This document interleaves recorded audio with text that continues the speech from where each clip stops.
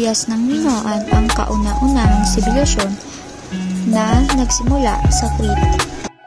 Tinawag itong kabias ng Minoan batay sa pangalan ni Haring Minos, ang maalamat na haring sinasabing nagtatag nito. Kinalala ang Knossos bilang isang makapangyarihang lungsod at sinakop nito ang kabuuan ng Crete. Ang lungsod ng Knossos ay nahukay ng isang English na arkeologo na si Sir Evans noong 1899. Ang Knossos ay ang kabisera ng kabias ng Minoan. Ang kabias ng Minoan ay may 4 na antas ng tao sa lipunan.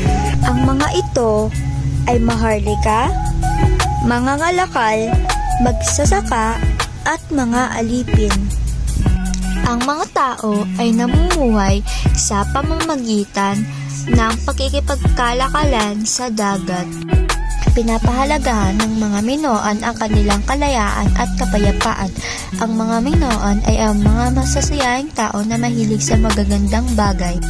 Ang mga Minoan ang nakagawa ng kauna-unahang arena sa buong mundo. Boxing ang kanilang pangunahing laro dito. Ito ay pangpalakasan. Kilala sila sa harangan ng paggamit ng metal at mga kaugnay na teknolohiya.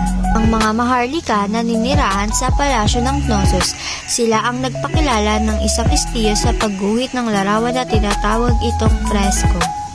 Mataas ang antas ng kababaihan sa kanilang lipunan at mga kababaihan na ito ay nagtatamas ng karapatan.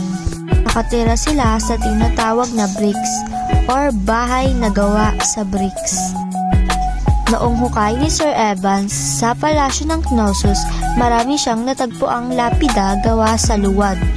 2 uri ng sistema ng pagsulat ang nakita niya, na tinawag niya bilang Liner A at Liner B.